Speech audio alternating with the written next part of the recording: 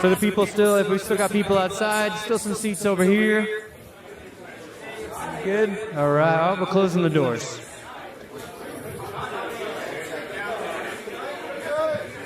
Ladies and gentlemen, we are in the mall. Oh. I want to say, first of all, they didn't just let anybody up here to do this. They let the most credentialed journalists. These are my credentials, ladies and gentlemen. Nobody with me. I brought all of the credentials with me. Let's give a round of applause to Bitcoin, because it's the only place in the world where someone can introduce the Vice President of the United States in the morning on the Bitcoin Magazine live desk and be here at a dive bar in downtown Las Vegas introducing the Bugles podcast. And an extra special round of applause. That is my mother in the front row, who is the first person that ever told me to start writing about Bitcoin. Give her a round of applause. Obviously, we need to give a round of applause to Richard Greaser and Rod Palmer, the two, and Maggie Morris, who's here, the two. They put my credentials to shame. They've smoked more cigarettes than I can ever dream about. But we do need to get to the first spectacle for this evening, or the first panel for this evening. So this is going to be hosted by Dave Burns. We have Bitcoin QnA, Zack Shapiro of the Bitcoin Policy Institute, the most compliant individuals in the Bitcoin space, none other than Rob Hamilton, as well as Morgen Rochard. Ladies and gentlemen, put your hands together. I'm crushing so bad I can't sleep at night. If loving her is wrong, I don't wanna be right. She's the co-hostess with the mostest, but I missed all the signs that she's a federal agent who's got me crossing state lines. I'm always looking for coming out. We're here to talk about Bitcoin as peer-to-peer cash, and I'm going to ask a couple questions around the group, and yeah, hope to have a good time. All right. So to start, I got a couple economics-based questions. So to start, institutional tools like ETFs have Bitcoin scarcity, but not as peer-to-peer roots. And do you finance the freedom tech grow together, or does one crowd out the other? Morgan, what about you? Bad boy up here. Hey. All right. So I want to start with what freedom is, because I think that there's a misunderstanding in the Bitcoin world. Often when we hear freedom, we hear, just do what I want and everything's great. And I have this freedom money, and that's why I have Bitcoin. And the reality is that real freedom actually comes with a responsibility. And I'll give you an example so you know what I mean.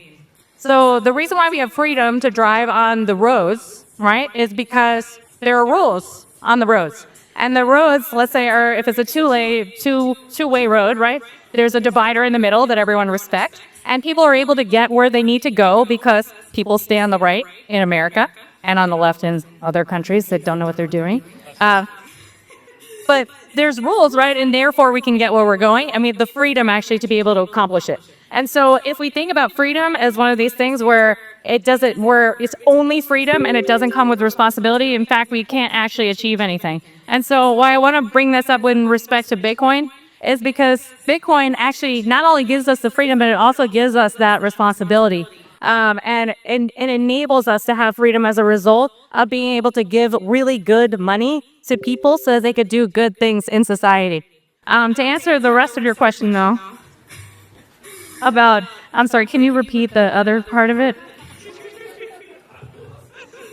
Can NGU finance and freedom tech grow together, or does one crowd out the other? Yeah, so what my point here is basically that even if not everyone adopts Bitcoin, right? And that's not what I actually think is going to happen. I actually do think that at some point Bitcoin will be the global reserve currency. But even if that doesn't actually happen, right, we lift everybody up in society by having simply by having it, simply because we have this here. And the reason why is this. Right, before Bitcoin, governments could do whatever they wanted with their money, right? They could print as much as they want and there were no repercussions other than just some inflation that people would have to deal with. But now there's the hardest money on earth. And because of that, governments need to rethink their choices. And so it actually benefits everybody, even if people aren't involved in Bitcoin, to have Bitcoin. And so they can be achieved side by side, right? Even though there's institutional adoption and governments getting involved, and maybe all the different players that maybe the Bitcoin plebes didn't see as like being part of our community. In fact, it's better for the whole world that they do get involved, even if everyone's not on the same page about how and why.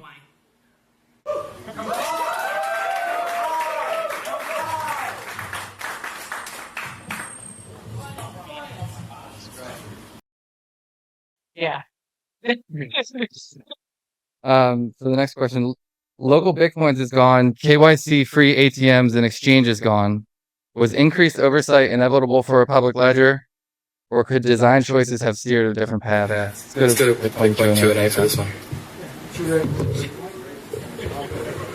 Yeah, so this could be somewhat controversial, but I think there could have been protocol changes made in the earlier days where it was easier to get these changes adopted widely, such as things like confidential transactions like we see on the Liquid network.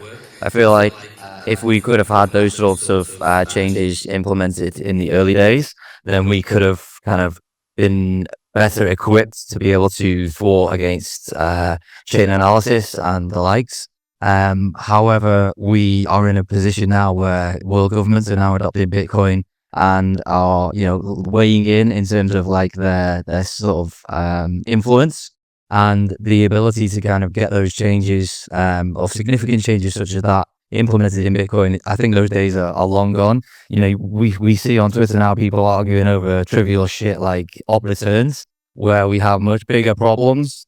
To fix, like scaling, privacy on chain.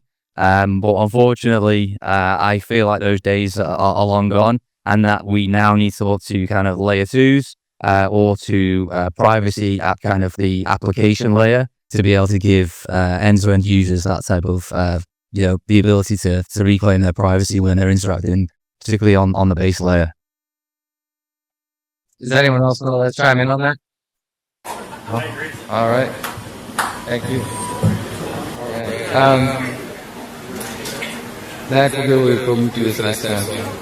Samurai Wallet flips the code speech stock of the 1990s on its head. Should Bitcoin be regulated like digital gold, protected the speech, or something entirely new?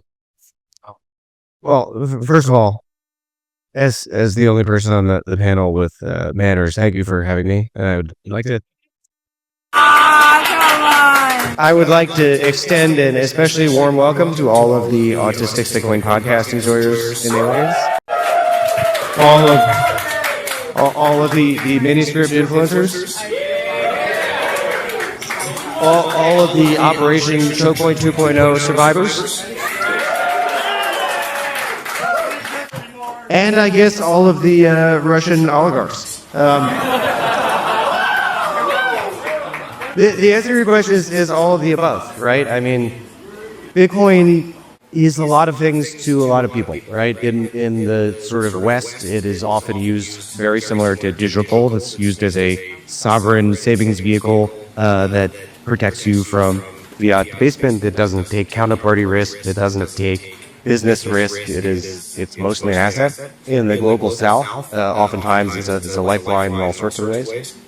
But in terms of sort of financial regulation, I think thinking about Bitcoin as digital gold makes a ton of sense. There are other contexts where Bitcoin should be treated as basically speech, right? There are all sorts of political uses of Bitcoin when First Amendment protections attached to Bitcoin. And I don't think there's just one way to think about Bitcoin from a regulatory perspective, and it really does take thoughtful interpretation.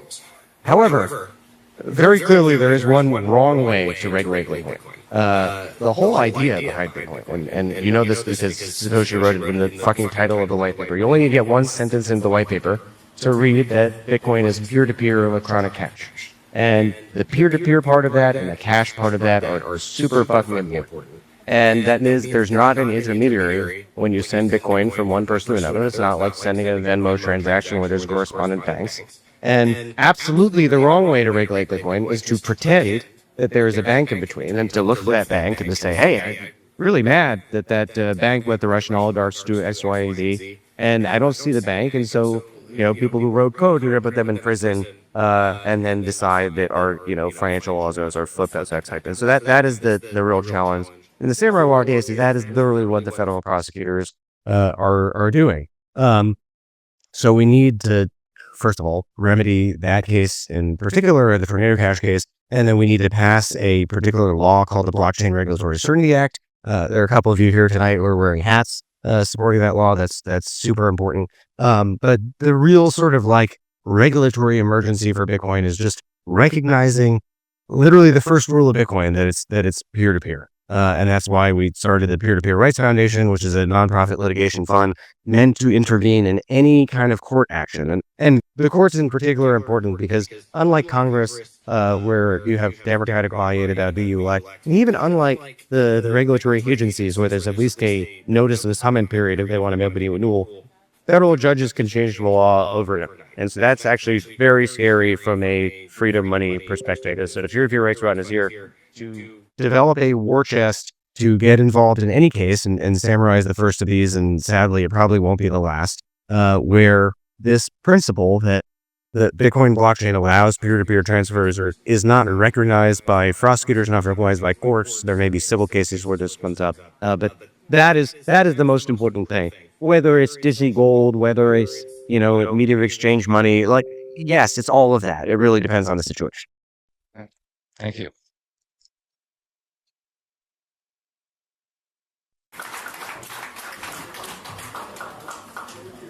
Bitcoin QnA, I'm going to get back to you for this one. Is there a viable compromise between sovereign usage and compliance, or are we headed for an outright privacy Cold War?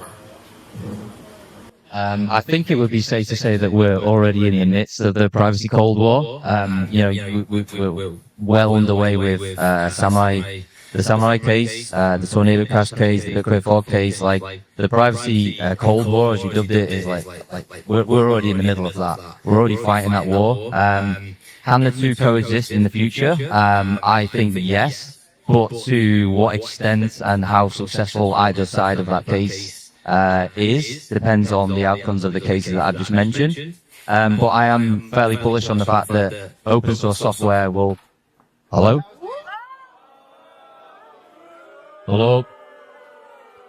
Rookie moves. Check. Hello, we're back.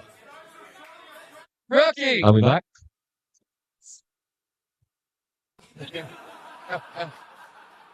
Oh, we're back. We're back.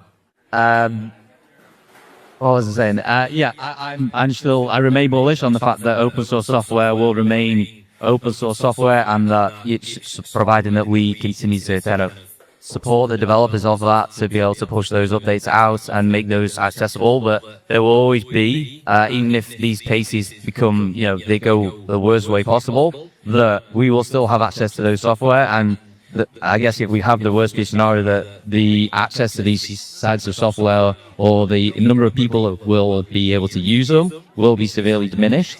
But the fact is that, open source software is by its very nature almost unstoppable. It's just the case of how much it can be proliferated. But I guess that's just down to a bit of an education piece to empower individuals that want to go out and seek that type of freedom and to empower themselves to use that type of software. We just need to kind of continue to spread that word and to make people aware that these tools will forever be available. You just got to, get over that hurdle and learn how to use them. All right, that's exactly. Rob, Swarm, 16 years in, does the base protocol plus L2 have what it takes to scale as freedom money? And who shoulders that mandate? I'd say in today's current state, the answer is no, pretty objectively, because we wouldn't be in a privacy Cold War if we had the sufficient tools to be able to execute this correctly. A very common refrain you'll hear often is that the base layer should stay the same and you can do all of the new things on layer 2s. It's fundamentally, though, in my opinion, it's misguided because you need to add extendability to the layer 1 of Bitcoin to enable the more robust, decentralized layer 2s that are actually functional, right? You can do a layer 2 where it's just a custodian like that, but that doesn't actually solve this peer-to-peer money problem and enhancing privacy. I actually look to the, in the 1940s. Oh. Buddy, my mic does make it better. The ossification camp is the state capture camp. It is much easier to wrangle and constrain Bitcoin with the current design primitives today that often rely on custodians and aggregation and centralization of risk. And that is a fundamental attack and risk vector to how Bitcoin can operate as peer-to-peer money in many, many different forms. And we need to be able to have transparent conversations and understand there's always an opportunity cost to not doing something. And there's an asymmetry that's always put on. If you change anything whatsoever, that you're going to have a certain downfall risk of an unknown. The not doing a change path is an also equally need to be evaluated thing. And if you look at the state of privacy on Bitcoin today, it's very difficult, and the tools that were available have greatly. Do I have a mic again? Hey! Yeah. So now that I have a microphone again, I'll be really nice and polite. Ultimately, I just think it's important to understand, back to the question of do we have the sufficient tools? I'd say we're lacking. And I think that everything that we kind of do to mitigate around that are things like Fediments and cashews, which I love. Chamonix Cash, I think it's a great innovation, but it requires that custodian. And we're constantly making trade-offs to centralizing risk in places in the effort to try and scale. And I don't think that's the ideal way that Bitcoin flourishes as, global peer-to-peer cash.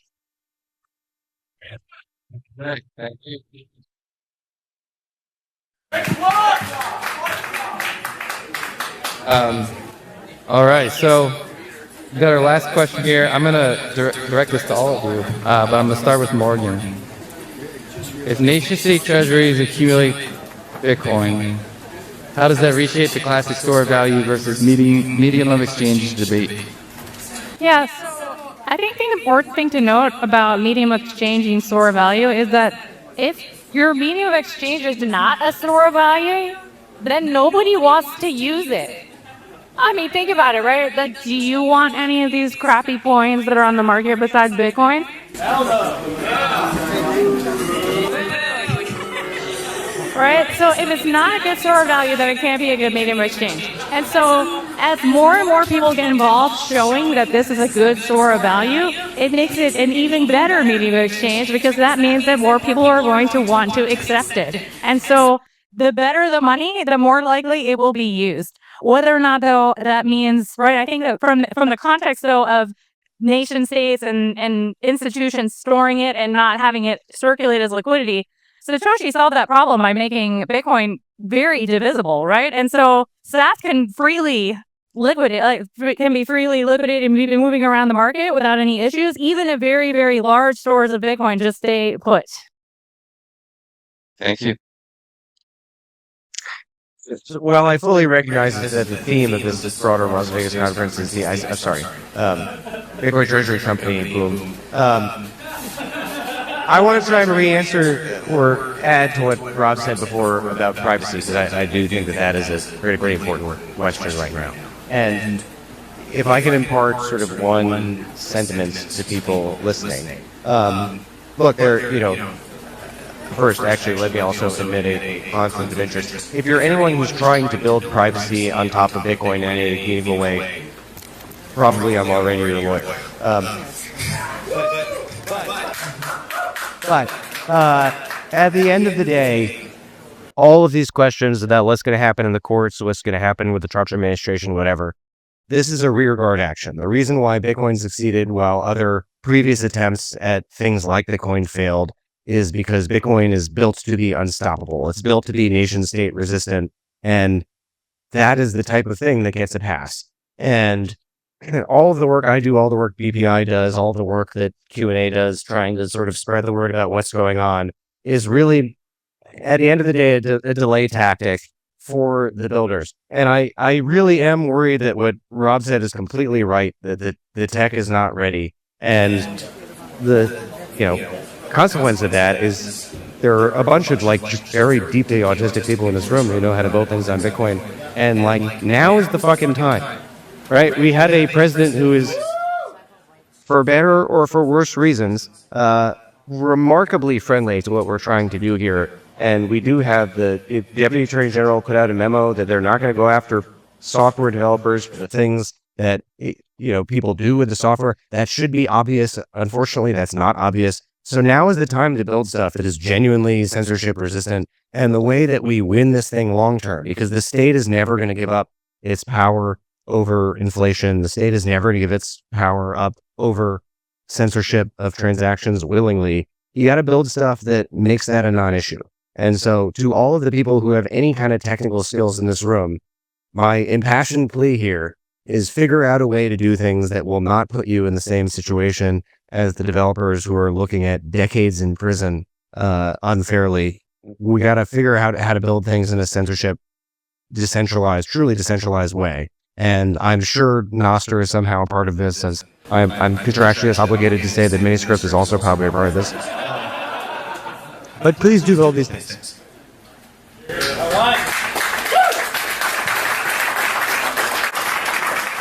Yeah, I mean, I agree with everything that's just been said. I just want to build on what Zach was saying about like the call to action for people to build shit while the grass is kind of looking pretty green at the moment. But we also, everybody in this room has an obligation as a Bitcoin holder to educate people to use the tools that exist and to use the tools that are emerging as well. Because we've seen, a recent proliferation of, I have no idea what to put a figure on it, but most people, if I was a betting man, would say that newbies are coming in and they're buying ETFs, they're buying Bitcoin exposure, right? And that's all well and good. And, they might make a bit of money and they might sort of save some themselves from inflation, but they simply cannot leverage Bitcoin's awesome properties if they don't self-custody. So it's something that's very, very close to my heart, and I think I just want to, make a plea to the room to just go out there and do your piece for education and make sure that when you're onboarding people, you do it as what I would consider the right way, and just make sure that people are taking self-custody so they can leverage their properties.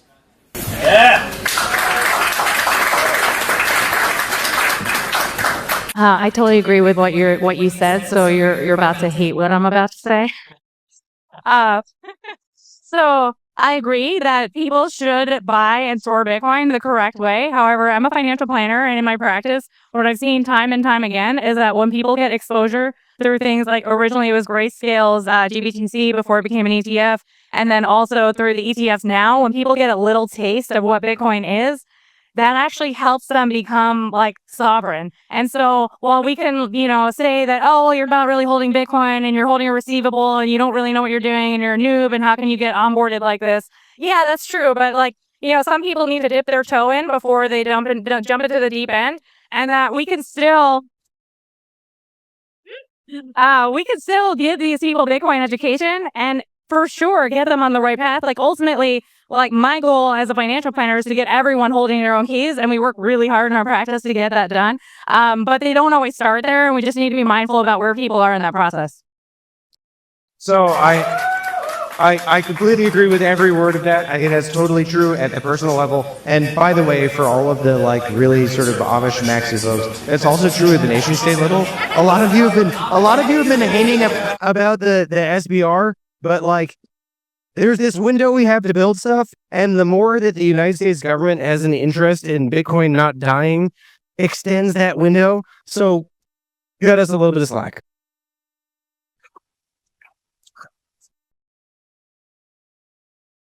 At this point, I think, I ultimately think that there's when you're getting exposed to Bitcoin and you're adding it to your portfolio, there's a fair journey that can take for everyone, right? I first bought Bitcoin. I initially held it on Coinbase for a couple weeks. Sorry, this is back in 2014.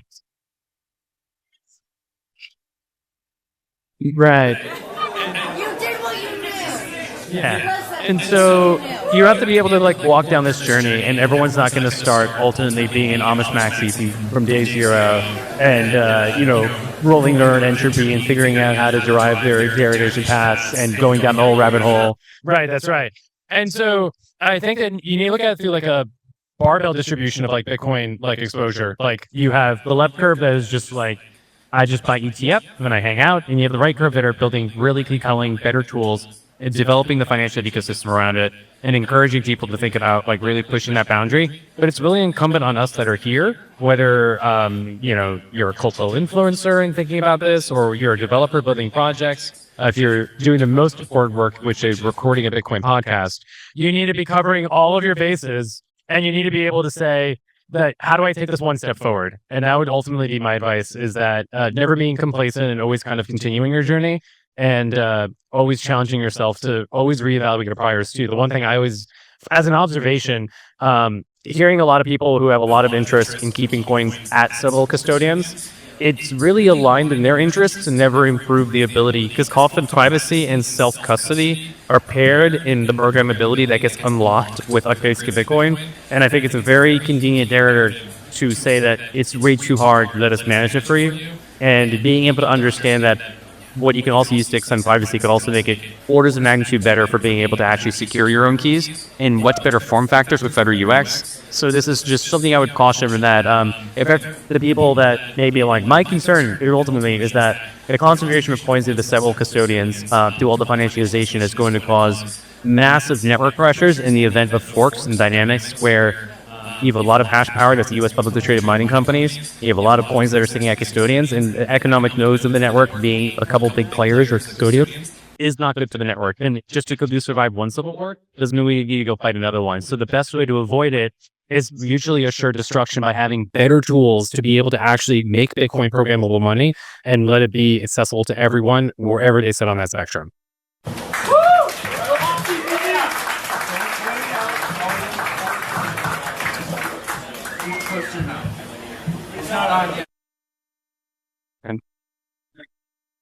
All right. Well, that wraps up all my questions. Does anyone have any final remarks? We need more Bitcoin podcasts.